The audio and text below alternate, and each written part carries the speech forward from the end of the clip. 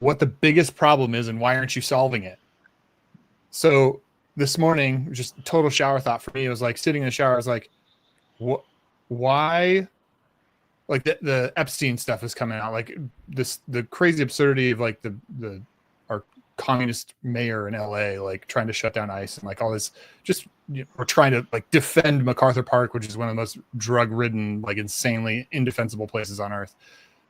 And it's just like such a bummer encountering all this stuff constantly, all day. So it's just sitting in the shower, like, what can we do about it? What can we do about it? And it's like, the idea is like, what's the biggest problem we can solve? What's the biggest problem I can solve? What's the biggest problem, Anton or JD or anybody else could solve? And then why aren't we solving that problem? Like, go solve that problem. What else are you doing here? You playing video games? Go solve the problem. So anyway, we kind of just wanted to, break this down and figure out the different, I don't know, strategies or like the long perspectives on this and like what actually solves the problems and how to actually work through this and think about it correctly. So that's where my head's at today. So we can go through and say the biggest problem in the world is. Yeah, there you go. That's great. So for me, I think this is a Bitcoin podcast. The biggest problem in the world is fiat. And the way to solve fiat is Bitcoin. Now, that's just that, right?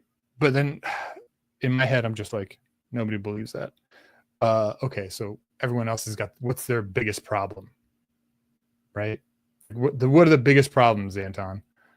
What are the biggest problems in the world that everyone else is like, that's the biggest problem, I got to solve that one?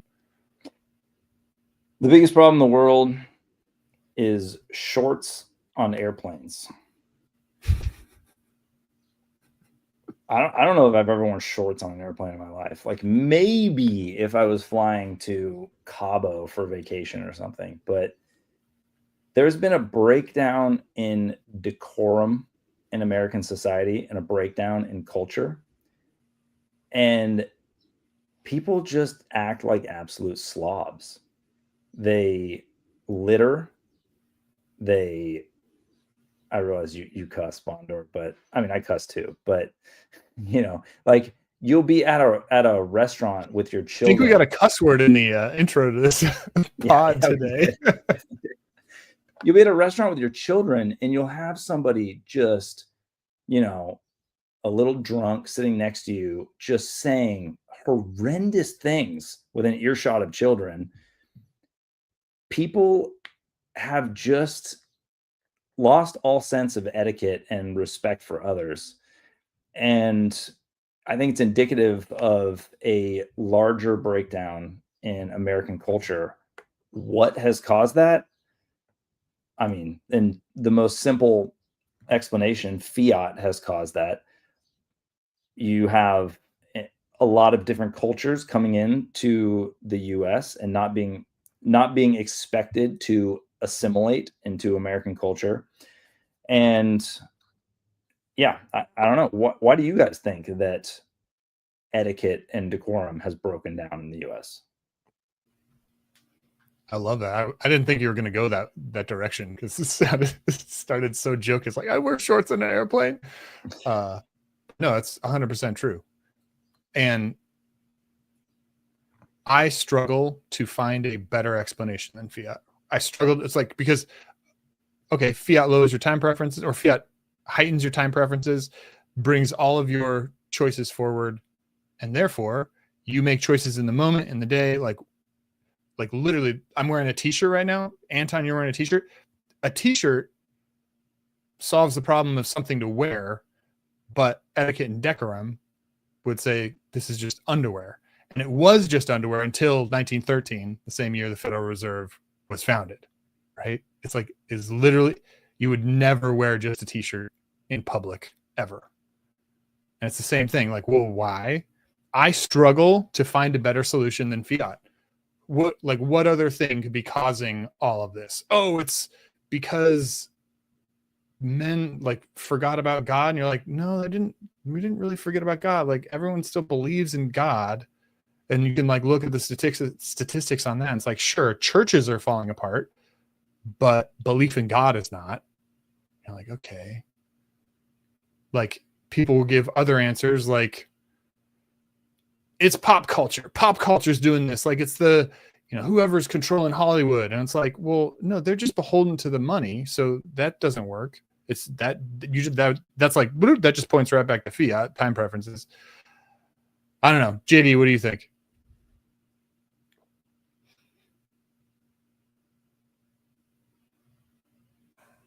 Do we get you on? Oh, we got you on mute still. Was that for me?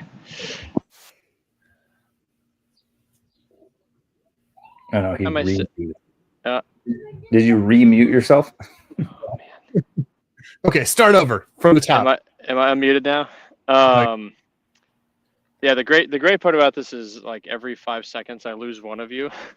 And so I'll see one of your face and not hear you. I just see you reacting to the other person. But the top line I think you were saying, or what I did get, is like, what is the biggest problem in the world? And it's fiat.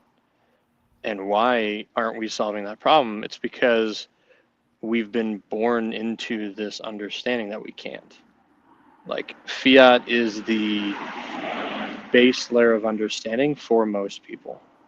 Most people believe that you will never be able to solve the fiat problem because the fiat problem is the bedrock of their understanding for how all things work. And until you completely change your paradigm of money, until you completely, and it's not even money, if you want to solve the biggest problem in the world, you need to change the paradigm of value in your life. Because right now, the way the world works right now is value is the US dollar. Value is fiat.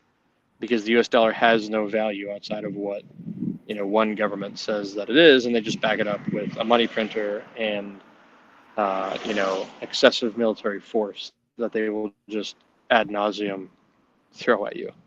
And so until we can get the entire world to look at value and look at time as the measure of value and realize, hey, we need to have our time measured in something that can't be devalued out from under us, I think nothing's going to change. Yeah, it's like pants on an airplane, or rather shorts on an airplane, or t-shirts in public.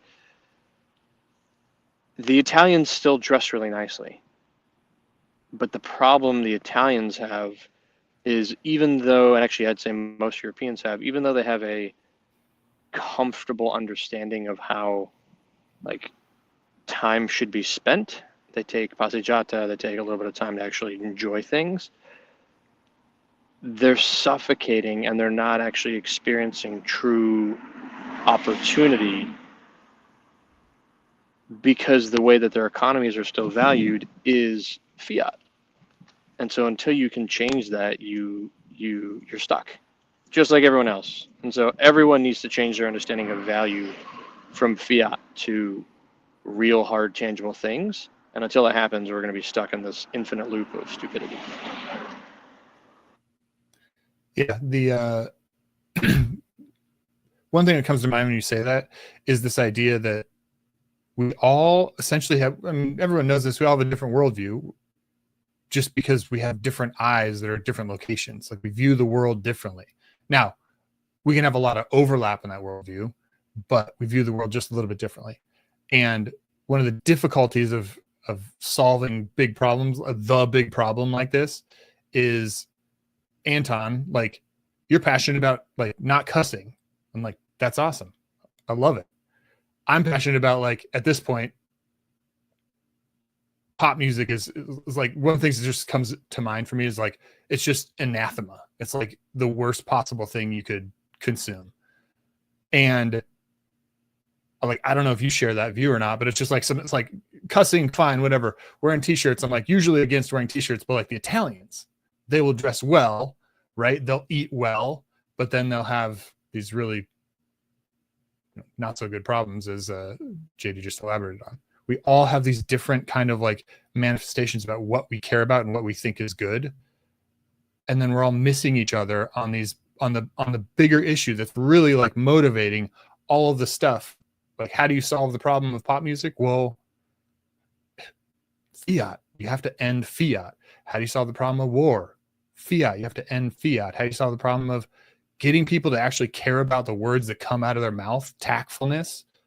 How do you do that? You got to lower people's time preference and have them think and process speech appropriately. The biggest problem in the world right now is that we are all being extracted a hidden tax of inflation by money printing. And the money printer is controlled by an evil elite class of people who stand at the very front of the spigot and get the original printed money, put it into their own assets, and have their wealth continuously increase while the whole rest of the world just suffers the effects of inflation and gets penalized by what is essentially a mob that is making them pay. What's it called when you have like a bar and the mob comes and says, if you don't pay to operate your bar, we're going to burn the place down? There's a word for it. You know what I'm talking about? What you're talking about. It's insurance money, but it's like, yeah, it's like forced insurance or something. Yeah, that's essentially what paying taxes are. If you don't pay your taxes, you go to prison. And the taxes don't do anything.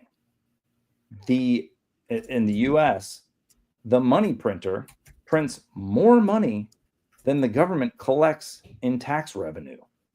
And they can print as much money as they want. And the people who print can then go and take that printed money and put it in anything that they want to. And so I was being asked this the other day because I was explaining to somebody, and they were like, well, there's no solution for that. That's just the most depressing thing that I've ever heard. And there is a solution. It's the most simple solution. Yeah. The solution is Bitcoin. Yeah. The word is protection racket. Just had to look it up. But yeah, I mean, like, what's the biggest problem in the world? Communicating that fiat is the biggest problem in the world. It's like, how do you even like begin to break people's minds? Like, I had a conversation with a guy online today that was like, somebody was saying fiat will never go away. Bitcoin will never fix it, never take over. And I'm like, I literally use Bitcoin. I like, fiat for me is just rails. I literally use Bitcoin for everything that I do. Like, it's how I live and support myself, right? And they're basically saying, no, it'll never work. There's no way. What you're arguing for, I'm like, I literally am doing this today. This is like, Bitcoin is the car in the age of horses. Bitcoin is the car in the age of horses. And the guy's like, nah, Bitcoin is the zebra in the age of horses. And I'm like, you're just lost, bro. Like, how do you communicate? How do you jump this problem? How do you do the communication problem? And this is the job for JD, because this is specifically what JD is trained and gets paid to do, is communicate and market and advertise and break people's minds about pushing a product out there, pushing an idea forward. So JD, how do you solve this problem?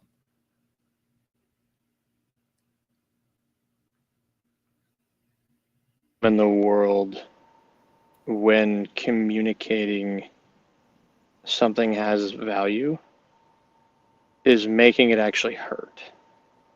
And what I mean by that is the only way to solve the problem of broken money is to make people feel pain. People will move towards things that give them pleasure, but they will feel visceral just hatred and immediate need for action if they feel pain. Like, pleasure is a vice, pain is a mover.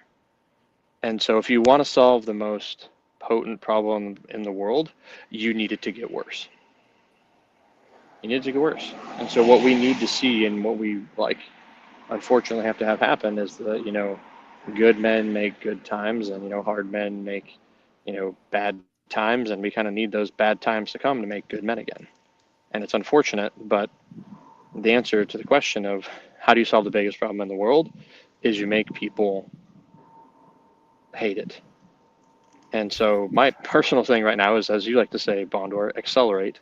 I'm actually very excited about the America Party because I think it's going to break everything.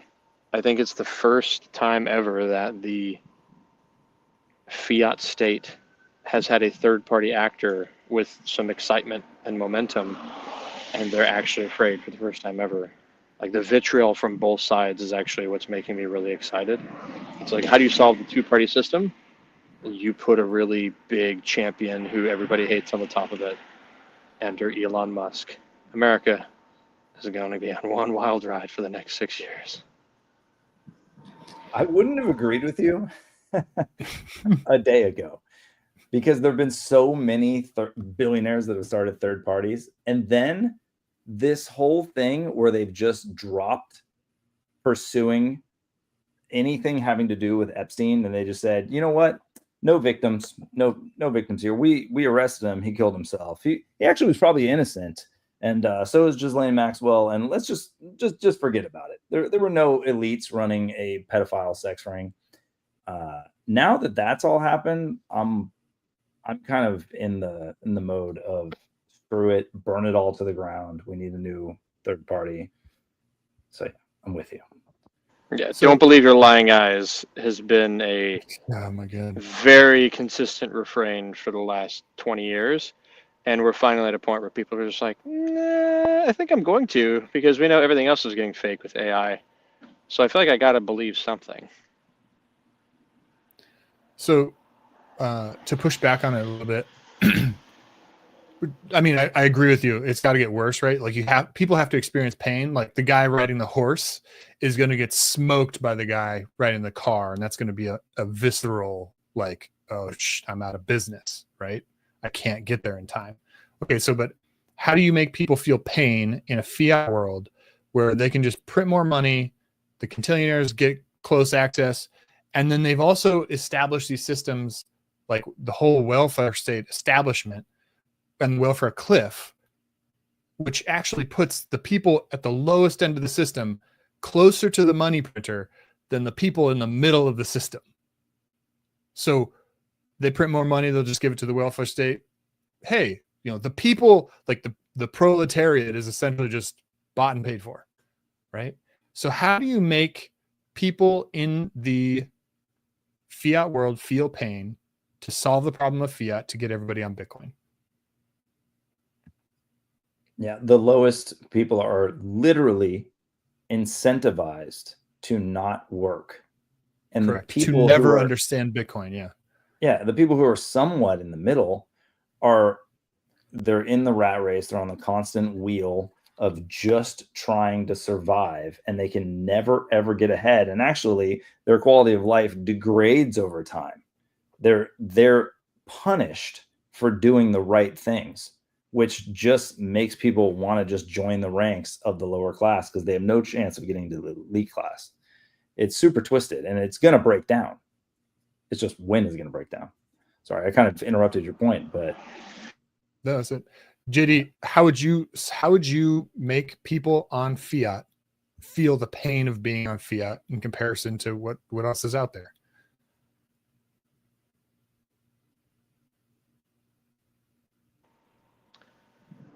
How do you make the lower class feel more pain so that way they solve the problems that they have? And the upper class. The answer is, oh, sorry. I think and the quintillionaires. I think maybe the other way to do it is, again, this is going to be an unpopular opinion. This is probably going to be the most unpopular thing I'm going to say on this, but like, how do you make the poor feel more poor? And the answer is you can't. There is no level of rock bottom that will universally make somebody move. And so the only answer to the how do you make somebody actually feel pain is you can't. The only thing you can do is try to make them aware of pain that they're feeling. And the only way you can do that is storytelling. The most powerful tool we have is narrative. That is why we orient ourselves in tribes. That is why we do stuff like this. You know, the uniqueness of the human narrative and story is like unlike apes and chimpanzees and orangutans, we have a story ethic that actually transcends species, or rather transcends the bifurcation of our species. Whether you're from Latin America, or you're from the United States, or you're from Russia, or you're from Asia, story and myth have a ubiquity in the human psyche that doesn't exist in any other species in existence as far as we're aware. And so I think the most powerful thing we can do, if you really want to change the world, learn how to tell a good story. If you can very quickly sum up why something hurts, or why something is pleasurable, or why something should be desired, you can move people closer to it or away from it. And until you can do that, you can do nothing. And so I think, how do you solve the biggest problems in the world? Learn to tell stories. So Anton, you and me both. I mean, we've been friends on Facebook for, it's got to be like a decade or so. We've been trying to tell people about Bitcoin for who knows how long on Facebook, trying to tell these stories, right? Like, I don't know about you, but I don't feel like I was very successful in that endeavor. No, you did the exact opposite. You tried to get every single person not worthy of it to unfollow you on Facebook for a decade. Yeah. Success. Yeah. But okay, so the follow-up question is, how do you tell the story correctly? Because JD, I love it. I think you're 100% on. Story is the key. Narrative is the key. How do we tell the right narrative? How do we tell the right story that breaks these unbelievably ridiculous connections in people's minds to get them thinking correctly about the nature of reality and the nature of the world practically? And it's not like you don't even have to jump through these like spiritual hoops like evangelism like has you do. Like this is very practical. What's the practical story that we can tell people, and how do we tell it? I'd love Anton's. Oh, sorry. Then sorry, Anton. I stepped on that, but I'd love to tee this up and have you run with it. Sure. The way you get people to do something is you pick an emotion. Like, story is all about emotion. And so I'd be curious your take, Anton, like how you break a doc, or how you break down your storytelling process. Like, and actually, even more specifically though, an emotion for an audience, for a who. Like, how do you kind of go to that? Because, everything I do from a marketing perspective, the first question I ask is who am I talking to, and why am I talking to them? Because until I have that answer to who, the way I would talk to a king is different than the way I would talk to a slave. And I'm using that as a very stark contrast, but it's like talking to somebody who's in bondage versus somebody who imbues, their own ethic on the world, are two completely different methods of communication. There are similarities, like they both understand pain and happiness and joy and pleasure, but how you package it is a little bit different. It's like, how do you kind of solve the problem of pain, or the problem of storytelling, in your way of, communicating, Anton? One of the biggest problems in the world is that people don't believe in themselves, and they don't tell good stories about themselves. People tend to be jealous of the people around them. They're always looking around at the things that they don't have, comparing themselves to other people, and they're not satisfied with what they have. In the context of good storytelling, there are universal truths, or there is a universal truth, and there are archetypes for storytelling. And so, as a storyteller, you need to be true to the archetypes of storytelling. But when it comes to you as a storyteller, your experience is unique. So if you tell stories from your own experience, you have a good story to tell. So you have to believe in yourself. You have to give yourself credit and tell yourself that you are capable of really incredible things. I personally believe, and I think this goes into what I was saying about the loss of values, the loss of etiquette in the United States. People don't believe that they can be in shape. People don't believe that other people are going to like them. And so they have this anger and this jealousy, and they don't strive for great things personally. And then they have these false stories that if they just got lucky, or if they didn't get unlucky with some circumstance, or somebody else got lucky. And as Bitcoiners, this is something that we all face. We know the hard work that we put into getting Bitcoin, understanding Bitcoin, the years that we've put into studying Bitcoin and fostering relationships with other Bitcoiners. And then let's say that the price of Bitcoin all of a sudden went to $1 million and your friends knew that you had Bitcoin. And they would say, Bondor got so lucky, or JD got so lucky. If you can just understand that you are capable of great things yourself, you won't be looking at other people. You'll be happy for your friends. And in the context of storytelling, you have a great story to tell already. You just have to believe in yourself, have a vision for yourself, tell a great story about yourself first, and then you will be able to share a great story, and it will make you attractive to other people. I'd like to hear JD's take on this. How do you tell this story about fiat, about Bitcoin, to somebody who just doesn't want to hear it, doesn't care, doesn't, is a horse owner entering a world of cars? You will never solve the problem of how much you are worth until you tell yourself you can. Until you tell yourself you are capable or you are worthy of whatever it is you are doing, or that you will succeed, you will always fail. And that goes with your savings. That goes with how you plan for retirement. If you tell yourself you're going to have no money for retirement, you're absolutely right. You're going to spend and you're not going to actually take yourself back. What you tell yourself is what your subconscious does. You always find what you're looking for. So you know what the biggest problem in the world is? Most people don't lie to themselves enough. Most people tell themselves they're fat.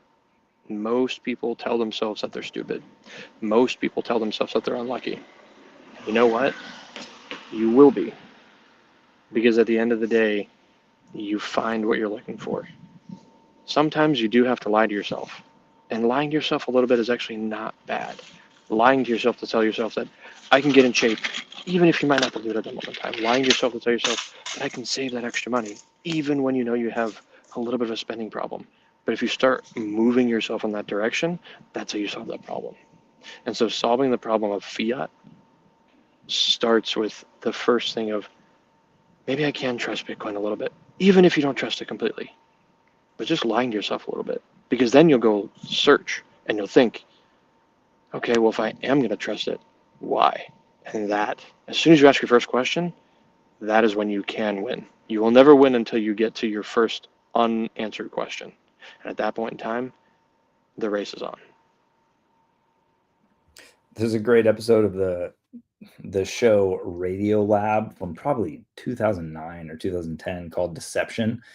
And it's a great episode for many reasons. But one of the things that they go into in it is they talk to Olympic athletes, and the Olympic athletes tell themselves, I am the greatest runner in the world. I am the greatest person at this sport in the world, while they essentially deceive themselves into believing that they are capable of incredible athletic achievements, and then they're able to actually do them. I mean, at that point, it's not deceiving yourself, right? Like, it's there's got to be even in that, there's got to be like a better way to frame it. Like, you don't want to tell, just lie to yourself, bro. It's good. You're not in debt. You're not in debt. Fair. You're fine. I think that's a wise reframe. So I think maybe the better way to phrase this is one of the biggest problems in the world is people don't take enough chances in how they talk to themselves. People don't dare themselves to be better. They don't dare themselves to be skinny. They don't dare themselves to do some research. They don't dare themselves to do that big audacious thing. And that's what you should do, because that's what elite athletes do, is they dare themselves to be better. They dare themselves to be the best in the world. They dare themselves, and they dare their friends to be better. The biggest problem in the world is one dare to yourself away from being solved. I did phrase it as believe in yourself, not lie to yourself. JD to get there. I was a little more negative. Okay, so I feel like there's some progress here. Now, again, there's another problem. Well, how do you frame this? Like, how do you're like, oh, okay, believe in yourself, believe in yourself. Well, the reason I don't believe in myself is because every time I try and do something, it just gets harder and harder. Like, I got this new job, but then they didn't give me a pay raise, but the cost of living is going up, and so I'm not making enough money. And it's like, that's just the fiat problem, right? All over again.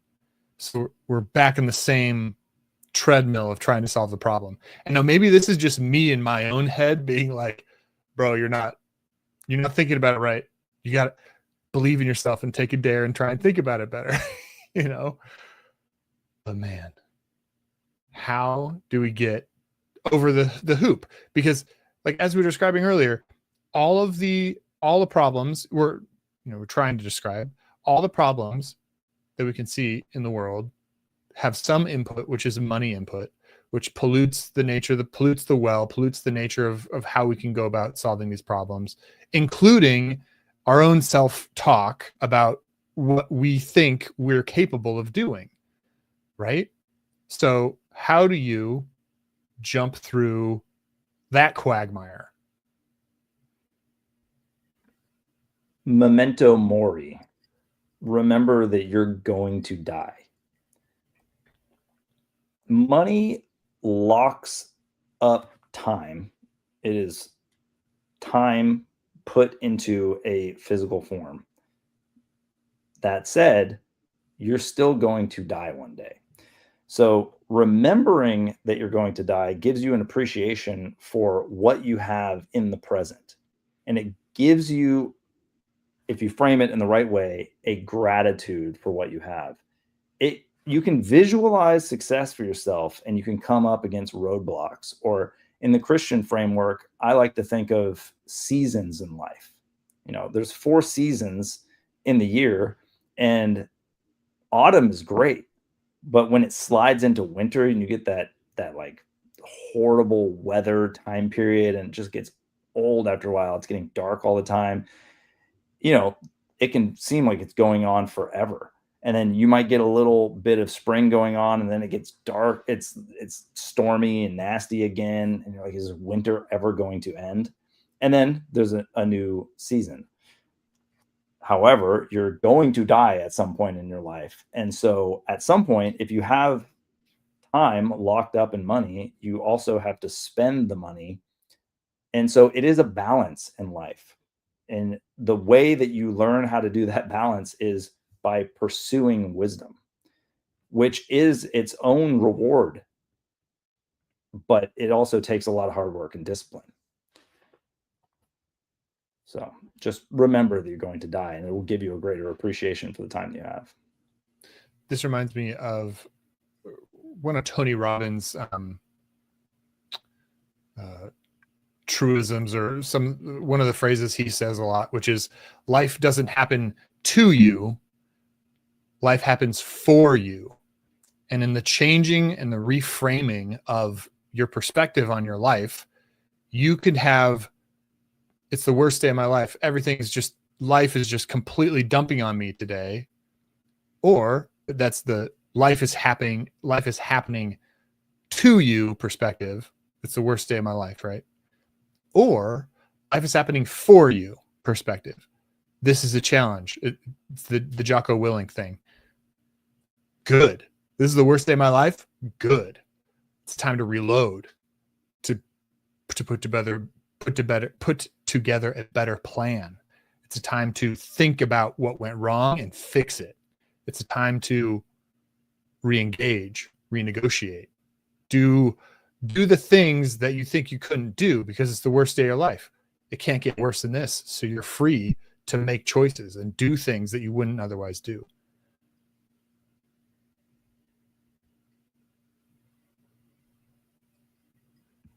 Anything you want to add, JD?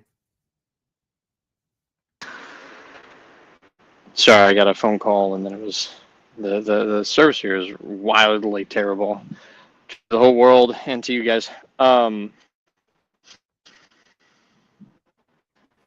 Yeah, the had a verse a second ago, but I think the most important thing you can do is remember that you're going to die. That is the most important thing you can do for yourself. Because if you remember, recognize, you acknowledge that you do not have infinite time, you will hopefully be spurred on to action. And so I think that's the greatest gift you can give to yourself, is remembering that you only have so much time and effort you can give to everyone you love and to yourself. And so don't squander it. And in not squandering it, remember that you are trading it every day for something. You could be trading for pleasure, or you could be trading it for value. And if you are trading it for value, try and gain an understanding of what is the bedrock of that value. Because if the bedrock of that value is something they call fiat, which means it is a value that is derived out of something that is printed or created out of thin air by someone else, you're actually trading it for nothing. And so it might be a good idea to learn what fiat is and try to get something that isn't fiat, because it'll be better for you and everyone else. Yeah, that's the Jack Muller's thing, right? Like, don't spend your time working for something that another man can just print with a button. Boop. Anton, you had something? I'm thankful that we have Bitcoin. And there's a risk involved with putting your time and your effort into Bitcoin. And time's not infinite. There's ways that you can frame it in your mind, like going to the Jocko Willink good thing. Let's say that the price of Bitcoin were to fall and the price drops 25% tomorrow, and you hoped it just went up forever. Well, you could be disappointed. I just lost 25% of my money. If your belief is strong enough that Bitcoin is valuable, and you know that fiat is just eroding over time, and it's a one-way street to zero for fiat, that gives you more time to work. You're going to get paid in fiat, and to take that fiat and buy Bitcoin at a discount. But your belief has to be pretty strong that Bitcoin is actually going to be worth more in the future. Otherwise, if you haven't framed it correctly in your mind, you are going to be disappointed. You're going to be depressed. And so many things in life are that way. If you have wisdom, if you've put in the work to know what you truly believe, then you will not be as disappointed when there's little bumps in the road. You can actually look at them as opportunities or as learning experiences. But you have to make the decision to have that perspective ahead of time. And a lot of people don't make that decision as life is happening to them. If something good happens, they're happy. If something bad happens, they're sad. And they have this negative outlook. And so things get weighted to the depressing, disappointed side. And people, as they get older, some people just get more and more pessimistic and grumpy and disgruntled. And then some people, those rare people, their joy actually increases as their wisdom increases, even though they're getting older and getting closer to death. Personally, I want to be more like the person who, as I get older, my joy and my peace increases. And that is a choice.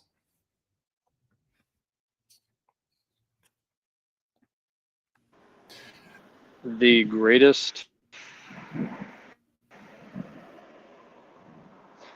biggest problem in the world is people remaining ignorant when they know they could take the time to educate themselves so they don't fall for everything. Or maybe there's a better way to say that is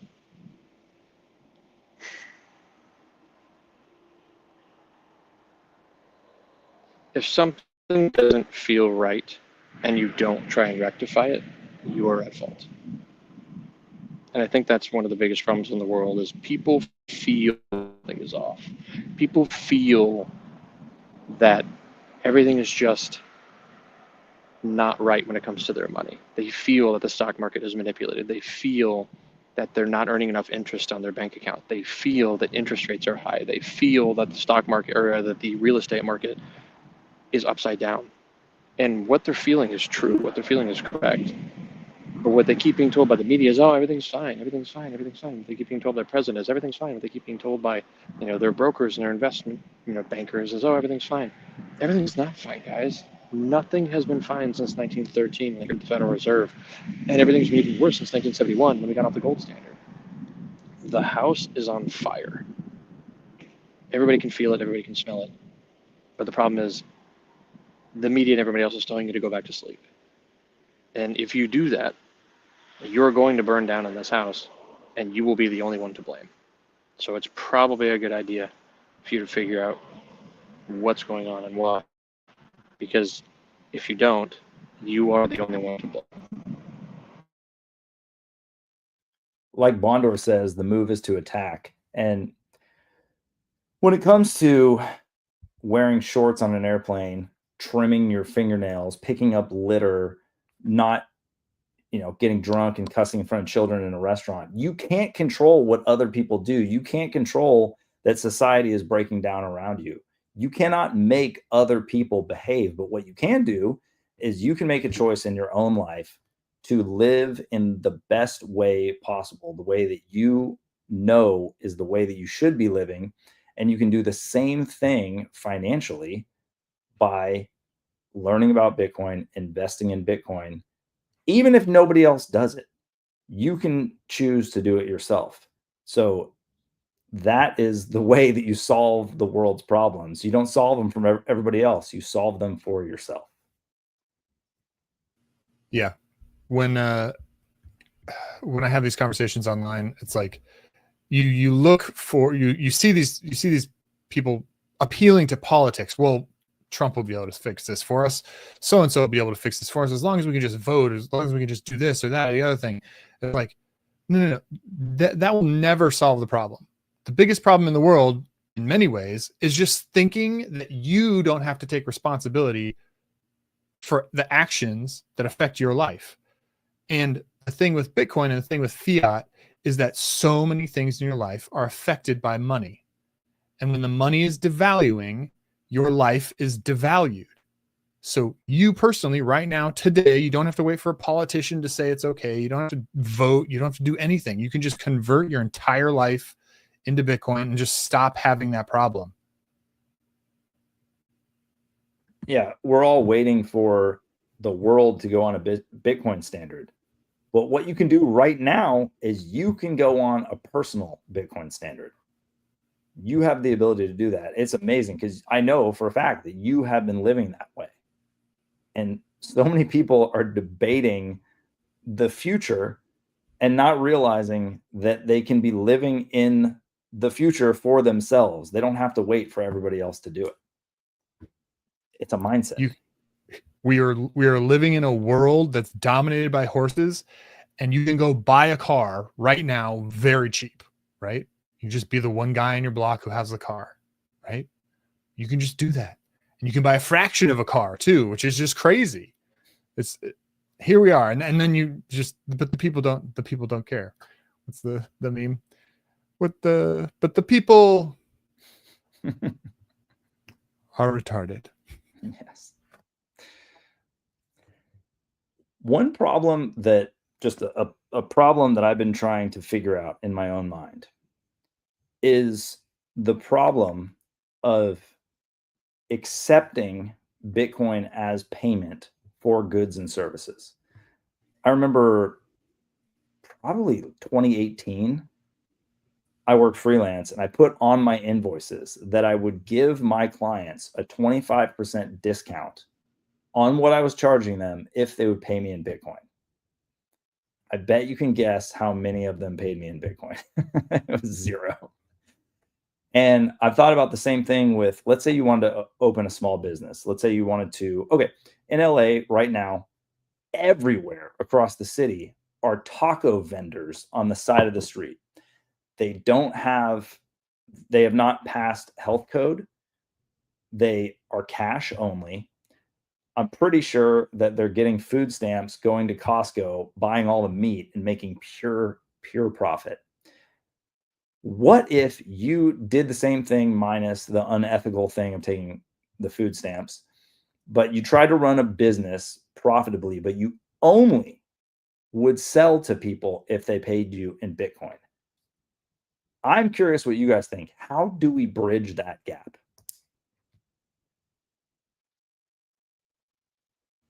No one would ever buy.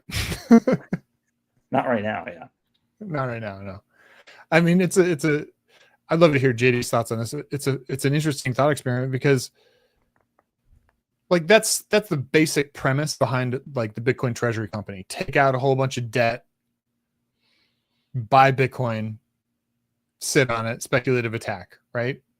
Like that's all you're doing with the if you were to take, even if you were to go to the extreme, like you said, don't do, but if you were to take the EBT and then sell that, so you got free meat, and then you go to the street and you sell it, well, and you sell it for Bitcoin, you're just taking on somebody else's debt, which is EBT, and you're buying Bitcoin for yourself. It's just a speculative attack all over again, right? So there's way more efficient ways to do that. But in terms of like your deeper question, the better question, which is like, how do you actually bring Bitcoin into a world like as a circular economy, as part of your everyday life and business? I mean, for me personally, the way I think about it is fiat is it's just Rails system right now. So right now I have a credit card. I'll swipe my credit card and then I'll go to my credit card statement, which will go to my bank. But I just sell Bitcoin to pay for that. So it's just a Rails system. I'm not saving any money in my bank. I'm not saving, like I don't have any debt on my credit card. This is just the system that gets swipe, gets you all the way through. So I've been thinking about if you had a coffee shop I live in Los Angeles. If you had a coffee shop in Los Angeles, if you were to go register with the city, you would have to pay taxes on the business itself. If you own the building, you're gonna have to pay property taxes on the building. There's all kinds of regulations for, I don't know if you have to get a food and beverage license to do coffee or not. But I was thinking, what if you just got a little cart and you went to the beach and you just pulled up on the side of the road and you put up a sign and you said, we only accept Bitcoin. I bet that you, especially if you started in an Instagram or something, and you marketed it so that other Bitcoiners knew where to find you. And let's say you did it just on the weekends or something. So it's not like your main business model. You still have to buy the coffee cups. You got to buy the beans. You got to make the trailer. You got to pay for the gas. You have to have a car that can tow it out. There's a lot of expenses involved in doing that. And so it's doable. It's absolutely doable. But you have an inherent cash flow problem. And especially if the price of Bitcoin started to dip or something like that. And I think these Bitcoin treasury companies, it's the same thing times 100 for them. Do you guys think I'm missing something here? Do a little bit. I think here's the biggest thing. Bitcoin is currently an insurance product. like people are not using it as rails, as Bondo was saying. And so I think the better way to think here is or rather, I would posit a way I would try to break this problem down is, the goal in sales is not to make demand, it's to channel it. And so finding the beach where there's an inordinate amount of Bitcoiners is where that kind of coffee shop would work. The same thing is true with storytelling. You're not trying to make people want an escape when you're creating a Netflix or Hulu or streaming platform. You're trying to provide an escape from what people already want to escape from. People already get home from work and they're tired. They already get home from work and they just want to check out their brains. Feeling that desire for rest or Sabbath, unfortunately bastardized because we were called to Sabbath, we were called to take a break. But we have learned that the best way to take a break is to fuel an addiction for dopamine, because that's what these shows and that's what content does. And so the biggest problem in the world that we have right now is we are addicted to the symptoms of the fiat culture. That is dopamine, that is caffeine, that is, sedatives, that is uppers and downers and alcohol and stuff. The only way to break yourself free is to gain an understanding of that, is to realize pharmaceuticals are not going to make you skinny. Your habit changes are. Is to realize, taking on debt is not going to help you get out of debt. Your habits of spending money in your relationship with money is. And to realize that voting harder is not going to solve any of your problems. Your relationship with your cultural understanding of your government system, i.e. the monetary value that they are requiring of you in tax and that you are giving them in taxes, is the root of everything. And so the way you fix the world is you fix the way the world values things, and the way that the world values things is money. And the only way to fix that is to help people gain an understanding of they're valuing their time in. Their insurance policy for the retirement is actually not an insurance policy. It's a sinking ship. It's broken. And at the end of the day, if you just think it's your life raft, your life raft is the Titanic, guys. It's probably time to find a better one.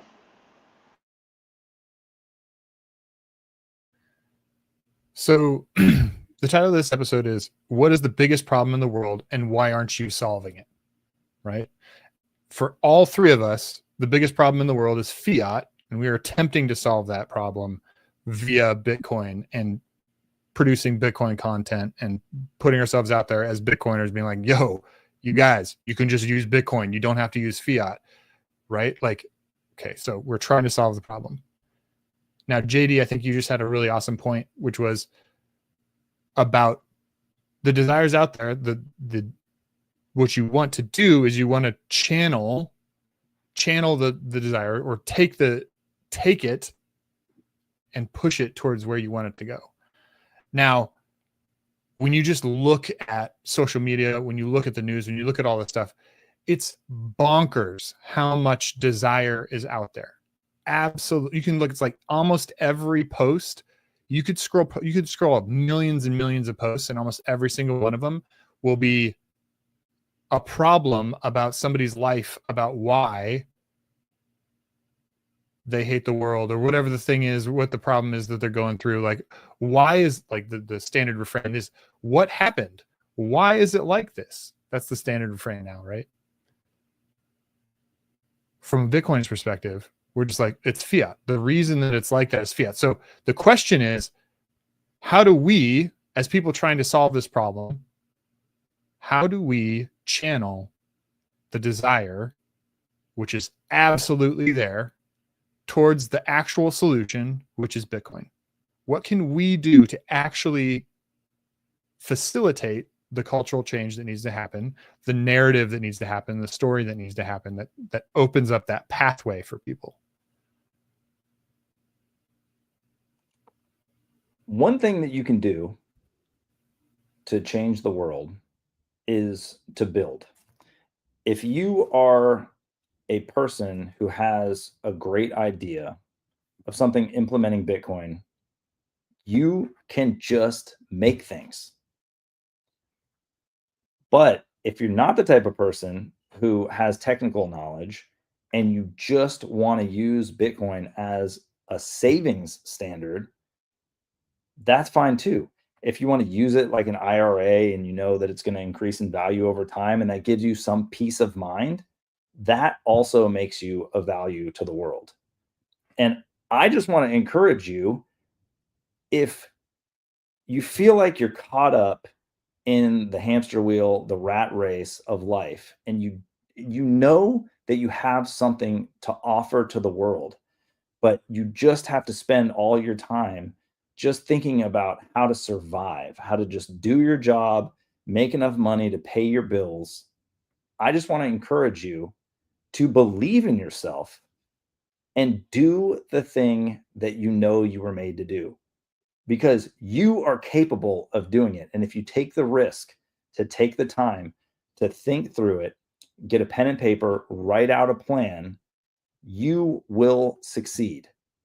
Even if success looks a little different than what you imagine, taking the risk and doing something that you know in your heart that you are capable of doing, you will succeed. Other people may not be telling you that because they are infected with jealousy and they are infected with a fear. They don't have faith in themselves. They have doubt. Who cares? You have the capability of doing great things. If you're listening to us and if you're interested in Bitcoin, you probably have a pretty high intelligence. So go out there and make the thing that you want to make.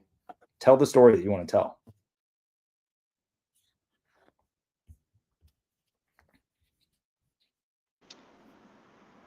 Every risk is rewarded, but not every reward is monetary. I think sometimes we get so caught up in the, I don't want to fail because I don't want to lose money or lose friends or lose out on something. You're not losing anything. You're getting insight, you're getting knowledge.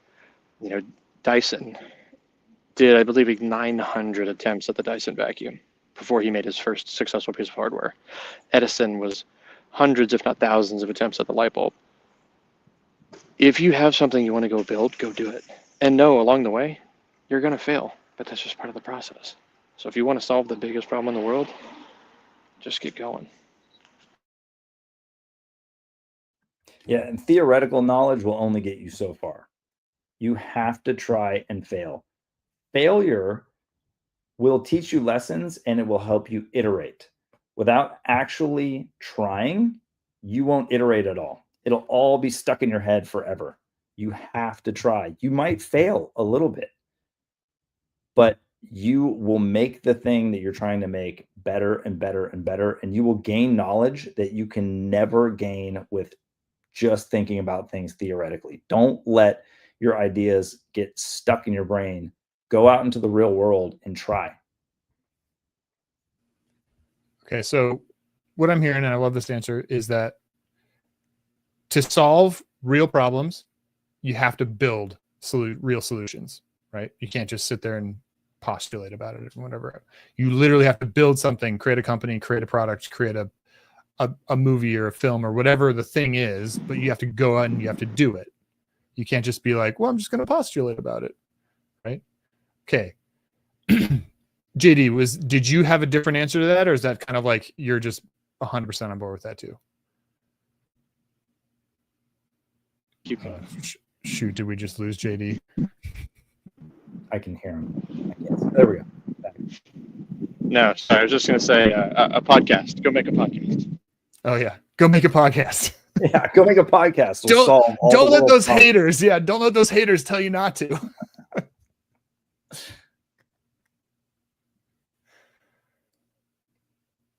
We're getting better at this by doing it. That's for sure. Yeah, that's true. So, if we just sat around and brainstormed a podcast for the last year, we definitely wouldn't be any better at podcasting. We wouldn't know anything. Yeah, and I think actually to that end, I think the most important thing we did when it came to doing this is we just picked a goal, and that goal is 100 episodes. So hopefully, we could do 100 episodes and be like, damn, that was a terrible idea. But you know what? We'll learn something. We learned how to formulate our thoughts. We learned how to be better at articulating ourselves. We learned how to, how to do streaming in a world that really needs it. But at the end of the day, we built. And there's a lot of failure. There's a lot of bad episodes, guys. God, there's a lot of bad episodes. I'm also talking outside. It's really bad audio. I'm so sorry. But you know what? We're building and we're learning and we're doing. And I just encourage you guys, go. Because even if you're building in hard times, you're going to learn something every time. All right, guys. I think with that, we should call it quits. I got to get out of here. Anton, JD, always a pleasure. Unless there's any last words, I'm going to call it here. So don't let your dreams be dreams. And buy Bitcoin. Nice. Love it. JD? Cheers, guys. All right. Peace.